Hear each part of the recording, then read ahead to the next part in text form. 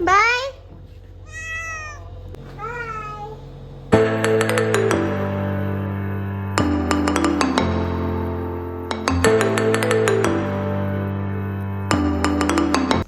Hello दोस्तों, स्वागत है आपका एक नई सीरीज़ में।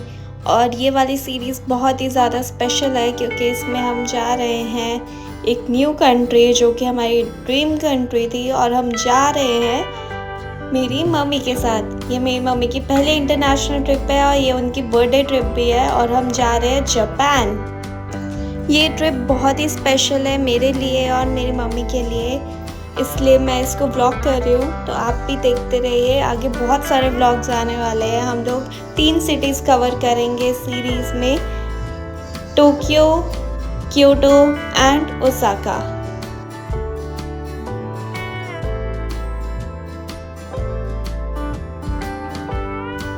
अभी हम गेट के पास वेट कर रहे हैं और यहाँ पे ये कबूतर भी है और लग रहा है इसकी भी फ्लाइट है।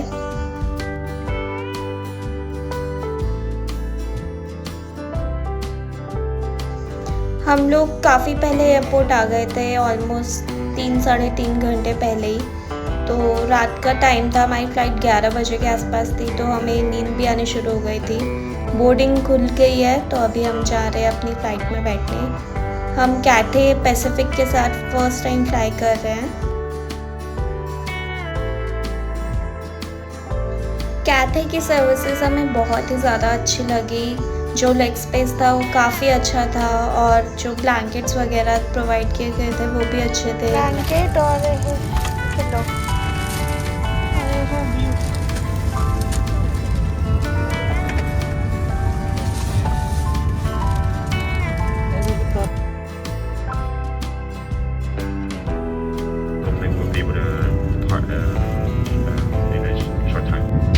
और जैसे ही हमने टेक ऑफ किया, मैंने टीवी देखना शुरू कर दिया। पहले मैंने के ड्रामा देखा, फिर मैंने मूवी देखी, जापानीज़ मूवी सुजुमे, जो कि बहुत फेमस हुई है वर्ल्ड में। मैं फ़र्स्ट टाइम देख रही थी। फिर हमें डिनर सर्व हो गया, और डिनर में था ये fried rice, Manchurian, bread, butter and some fruits. फिर हम फाइनली हांगकांग लैंड हुए अपने ऑलमोस्ट 3 घंटे के लेओवर के लिए। और ये काफ़ी बोरिंग सा एयरपोर्ट था, कुछ करने को नहीं था। ऊपर से सुबह सुबह हम लैंड हुए थे, तो शॉप्स भी नहीं खुल रही थी ड्यूटी फ्री में। तो हम ऐसे ही अपने लगेज लेके घूम रहे थे आसपास। और यहाँ खाने पीने के लिए भी कुछ नहीं था, बस कैंडीज, चॉकलेट्स ये सब मिल रहे थे। तो वो तो हमें नहीं खाना था सुबह सुबह। खाने का नहीं।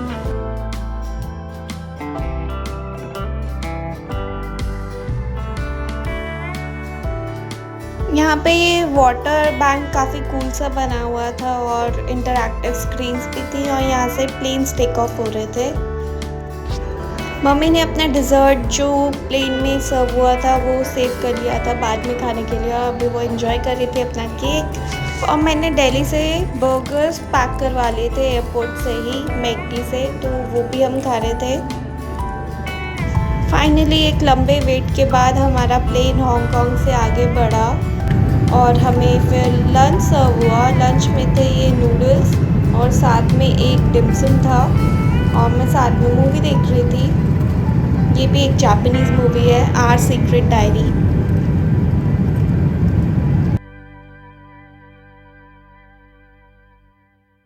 एंड अब ऑलमोस्ट 12 घंटे की ट्रैवलिंग के बाद हम पहुंच चुके हैं नारिटा एयरपोर्ट जापान में। ये एयरपोर्ट थोड़ा सा दूर है मेन सिटी से, टोक्यो से, और यहाँ से एक स्पेशल ट्रेन लेनी पड़ती है डायरेक्ट जाने के लिए सिटी के अंदर। तो अभी तो हम इमिग्रेशन के लिए जा रहे हैं, और इमिग्रेशन में फ़ोन्स अलाउड नहीं होते, तो मैं बाहर का कुछ फुटेज ले थी। ये है इलेक्ट्रॉनिक रोबो क्लीनिंग के लिए।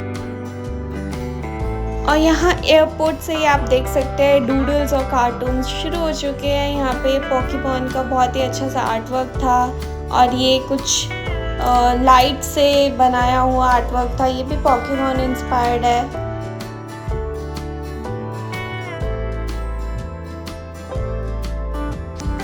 और ये है इमिग्रेशन वाला काउंटर, यहाँ पे हम फ़ोन बंद कर देंगे। सब कुछ करने के बाद हम लोग वॉशरूम गए, और ये हमारा पहला लुक टोटो पॉड का और ये काफ़ी कूल था। काफ़ी सारे फंक्शंस है इसमें, फुली इलेक्ट्रॉनिक है और यहाँ पे बेबी को रखने के लिए भी सीट दी गई होती है। और बाहर निकलते ही हमने देखा किड्स फ्रेंडली वॉशरूम, उनका पूरा वॉशरूम अलग है, उसमें भी टोटो पॉड है और साथ में छोटी सी वॉश बेसिन दी हुई है। बहुत ही क्यूट था ये। और उसके बाद हम अपना ट्रेन के लिए टिकट्स लेने के लिए लाइन में खड़े हो गए।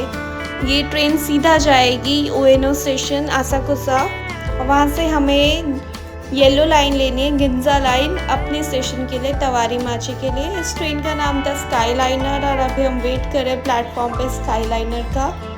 काफ़ी देर लग गई हमें ये टिकट लेने में भी, क्योंकि पहले हम गलत लाइन में लग गए थे, कुछ समझ तो आ नहीं रहा था। फर्स्ट टाइम यहाँ आए हैं।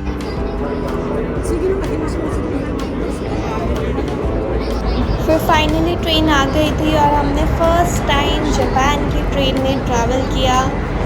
यहाँ पे काफ़ी सारे लोग सूटकेसेस के साथ बैठे हुए थे, बड़े बड़े सूटकेसेस के साथ, और मुझे जगह नहीं मिली थी बैठने की, तो मैं खड़े होके ही नज़ारे देख रही थी। और ये था पहला व्यू जापान का।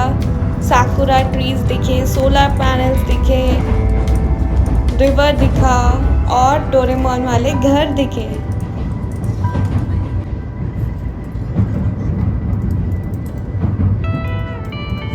और आसाकुसा पहुंच के हमने ट्रांसफ़र लिया गिंजा लाइन के लिए, जिस पे हमारा स्टेशन है तवारामाची स्टेशन। ये आसाकुसा एरिया में ही है।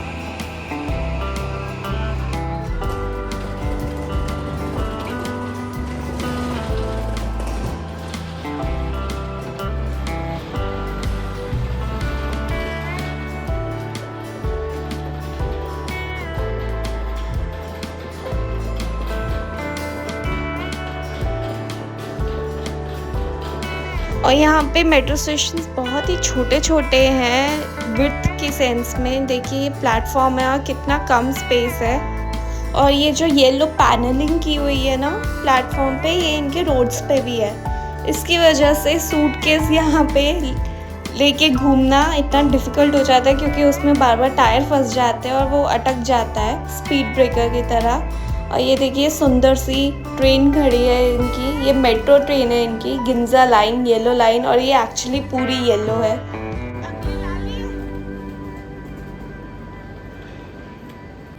फाइनली हम होटल पहुंच गए और थोड़ा रेस्ट करने के बाद हम इवनिंग में निकले। हम जा रहे हैं सीधा गिंजा।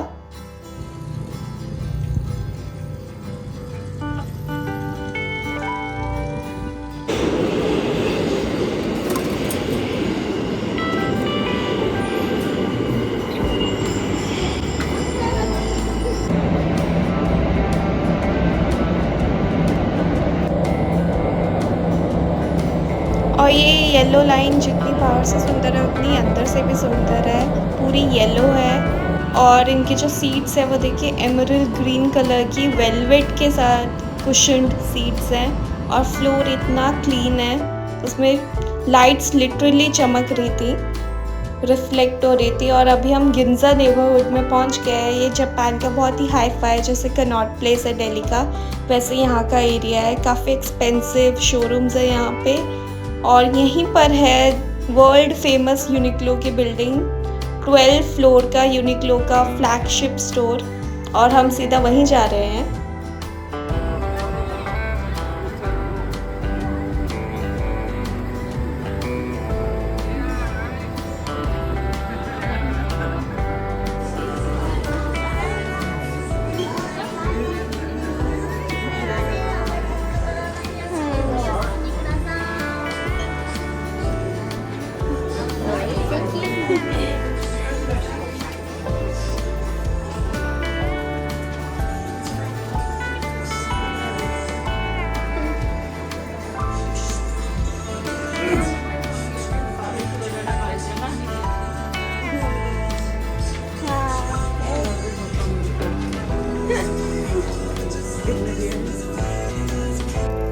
यहाँ आना मेरा एक बहुत बड़ा सपना था, जब से मुझे यूनिक्लो पसंद आया है इंडिया में, और मैं फाइनली यहाँ पहुँच गई हूँ। बहुत ज़्यादा अच्छा लग रहा था, बहुत मज़ा आ रहा था। और सच में ये काफ़ी यूनिक है इंडिया के मुकाबले। यहाँ पे बहुत सारे इंस्टॉलेशंस थे, जैसे ये वाला, ये प्लास्टिक रिसाइकलिंग का एक इंस्टॉलेशन था जिसमें दिखाया गया था कैसे प्लास्टिक बॉटल्स को पहले बीड्स में कन्वर्ट किया जाता है और उसके बाद उसका थ्रेड बनाया जाता है और उस थ्रेड से टी शर्ट्स बनाई जाती हैं और ये बच्चे उससे इंटरेक्ट कर सकते थे, समझ सकते थे, तो बहुत ही अच्छा लगा मुझे।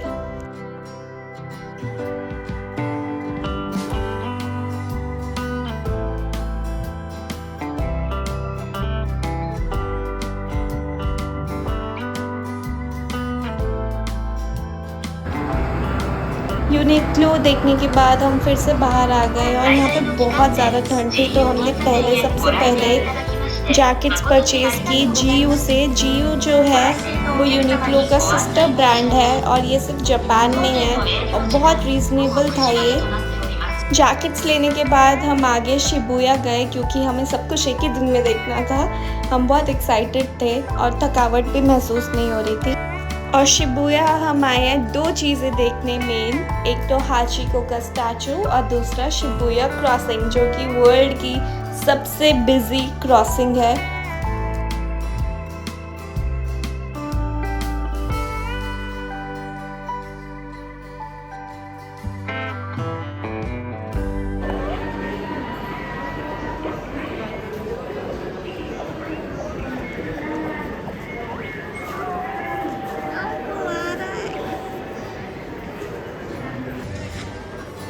और ये है शिबुया, यूथ से भरा हुआ, इवेंट्स होते हुए और बहुत ही लाइवली, बहुत ही कलरफुल।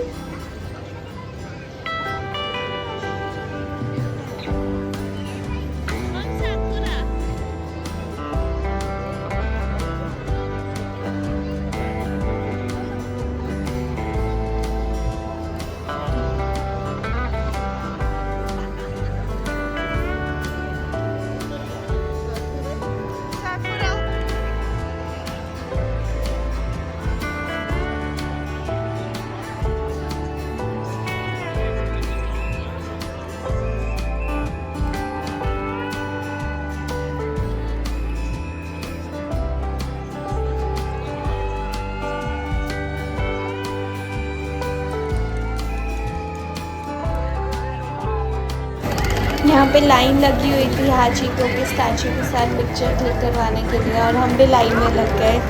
हाचिको मूवी मैंने फ़र्स्ट टाइम देखी थी जब मैं स्कूल में थी और तब से ही मुझे हाचिको का स्टैचू देखना था। मेरा बहुत ज़्यादा मन था और फाइनली मैंने आज देख लिया। बहुत ज़्यादा रिस्पेक्ट है हाचिको के लिए मेरे मन में और सिर्फ हाचिको के लिए नहीं, सब डॉग्स के लिए जो इतने लॉयल रहते हैं। अभी हम क्रॉस कर रहे हैं शिबुया क्रॉसिंग और देखिए चारों तरफ से लोग आ रहे हैं, समझ भी नहीं आ रहा किस डायरेक्शन में जाना है, पर बहुत ही एक्साइटिंग था ये।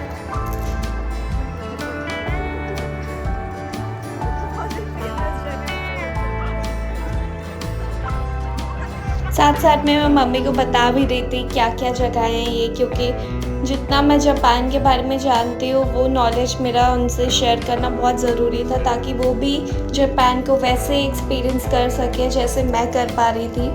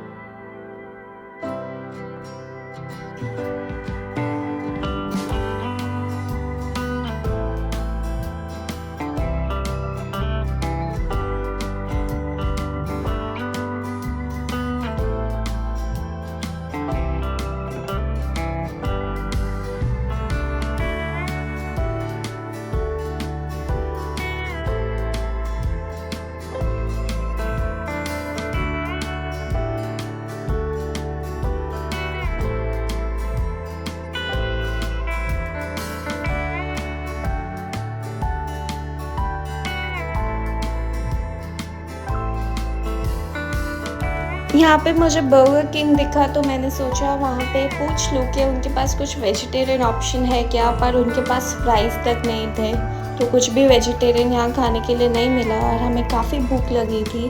तो यहाँ थोड़ा सा घूम के हम लोग वापस निकल गए अपने होटल के लिए और हमने फिर से एक और बार शिबुया क्रॉसिंग क्रॉस की, क्योंकि अलग ही वाइब है ये। और हमारा जो मेट्रो स्टेशन था उसका गेट भी दूसरी साइड ही था और हम रिस्क नहीं लेना चाहते थे किसी और मेट्रो गेट से अंदर जाने का, क्योंकि यहाँ पे गुम हो जाना बहुत ईजी है।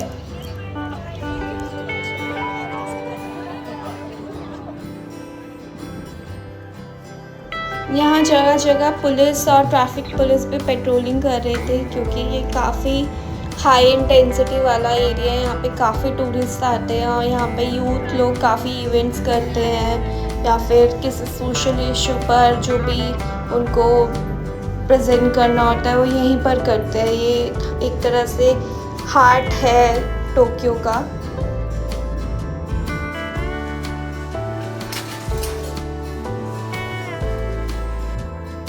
फाइनली हम तवारा माची पहुंच गए हैं, हम होटल के पास ही है और यहाँ पे हमें देखा एक ड्रंक मैन और ये पूरा झूलता हुआ घूमता हुआ पता नहीं कहाँ जा रहा था। आप आगे की वीडियोस मिस मत कीजिएगा, बहुत अच्छे वीडियोस आने वाले हैं। सब्सक्राइब कीजिएगा and thank you for watching.